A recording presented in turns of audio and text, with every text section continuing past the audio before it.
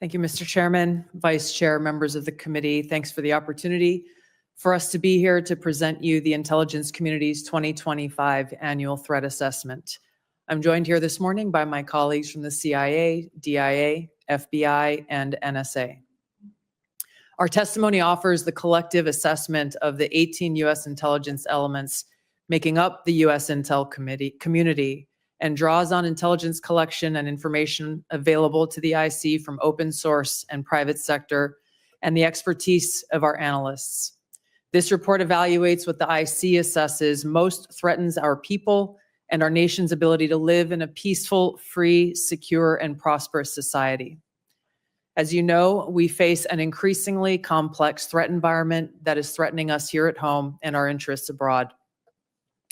I'll begin by focusing on what most immediately and directly threatens the United States and the well-being of the American people. Non-state criminal groups and terrorists putting American lives and livelihood at risk.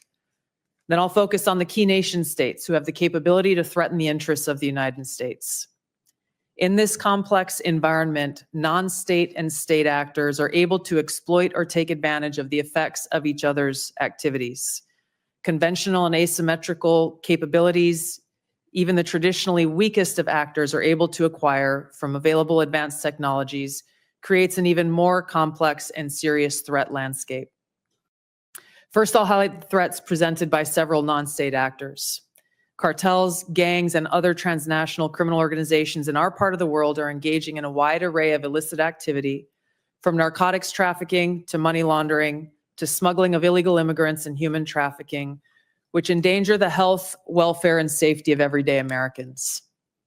Based on the latest reporting available for a year-long period ending October 2024, cartels were largely responsible for the deaths of more than 54,000 U.S. citizens from synthetic opioids.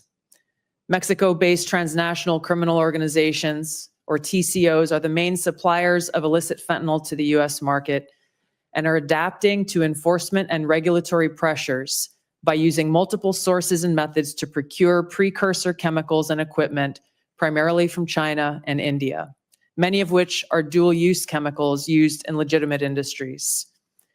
Independent fentanyl producers are also increasingly fragmenting the drug trade in Mexico. The availability of precursor chemicals and ease of making illicit fentanyl have enabled independent actors to increase illicit fentanyl production and smuggling operations in Mexico. Cartels are profiting from human trafficking and have likely facilitated more than 2 million illegal immigrants encountered by law enforcement at the U.S. southwest border in 2024 alone, straining our vital resources and putting the American people at risk. Criminal groups drive much of the unrest and lawlessness in the Western Hemisphere. They also engage in extortion, weapons and human smuggling, and other illicit and dangerous revenue-seeking operations, including kidnappings for ransom, forced labor, and sex trafficking. These and other human traffickers exploit vulnerable individuals and groups by promising well-paying jobs while confiscating their identification documents. They operate in the shadows, exploiting lawlessness in various areas and using coercion and intimidation to control their victims. While these key drivers of migrants are expected to persist, heightened U.S. border security enforcement and deportations under the Trump administration are proving to serve as a deterrent for migrants seeking to illegally cross U.S. borders. U.S. Border Patrol apprehensions along the southwest border in January 2025 dropped 85% from the same period in 2024. Transnational Islamist extremists such as ISIS and Al-Qaeda and affiliated jihadi groups continue to pursue, enable, or inspire attacks against the United States and our citizens abroad and within the homeland to advance their ultimate objective of establishing a global Islamist caliphate. This includes heightened efforts to spread their ideology to recruit and radicalize individuals in the U.S. and the West. While the New Year's Day attacker in New Orleans had no known direct contact with ISIS terrorists, he was influenced and radicalized by ISIS ideological propaganda, as one example. Al-Qaeda and its affiliates continue to call for attacks against the United States as they conduct attacks overseas. These jihadist groups have shown their ability to adapt and evolve, including using new technologies and tactics to spread their ideology and recruit new followers. A range of non-state cyber criminals are also targeting our economic interests, critical infrastructure, and advanced commercial capability for extortion, other coercive pursuits, and financial gain. These actors use a variety of tactics, including phishing, ransomware, and denial of service attacks, to disrupt our systems and steal sensitive and lucrative information using available technologies and U.S. cyber vulnerabilities. Ransomware actors last year, for example, attacked the largest payment processor for U.S. healthcare institutions. And another set of criminal actors conducted cyber attacks against U.S. water utilities.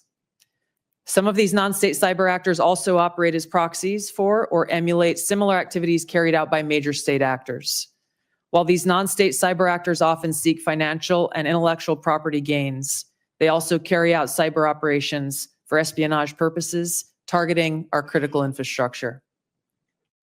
Turning to key state actors, the IC sees China, Russia, Iran, and North Korea engaging in activities that could challenge U.S. capabilities and interests, especially related to our security and economy. These actors are in some cases working together in different areas to target U.S. interests and to protect themselves from U.S. sanctions. At this point, the IC assesses that China is our most capable strategic competitor. Under the leadership of President Xi Jinping, the People's Republic of China seeks to position itself as a leading power on the world stage, economically, technologically, and militarily. Beijing is driven in part by a belief that Washington is pursuing a broad effort to contain China's rise and undermine CCP rule. China's most serious domestic challenge is probably China's slowing economy and potential instability if socioeconomic grievances lead to large-scale unrest. Growing economic tensions with the United States and other countries could also weigh on China's plans for economic growth and domestic job creation. China's military is fielding advanced capabilities, including hypersonic weapons, stealth aircraft, advanced submarines, stronger space and cyber warfare assets, and a larger arsenal of nuclear weapons. While it would like to develop and maintain positive ties with the United States and the Trump administration to advance its interests and avoid conflict, China is building its military capability in part to gain advantage in the event of a military conflict with the United States around the issue of China's efforts toward unification with the Republic of China, or Taiwan. China's military is also expanding its presence in the Asia-Pacific region with a focus on disputed territorial claims in both the East China and South China Seas. Beijing is advancing its cyber capabilities for sophisticated operations aimed at stealing sensitive U.S. government and private sector information and pre-positioning additional asymmetric attack options that may be deployed in a conflict.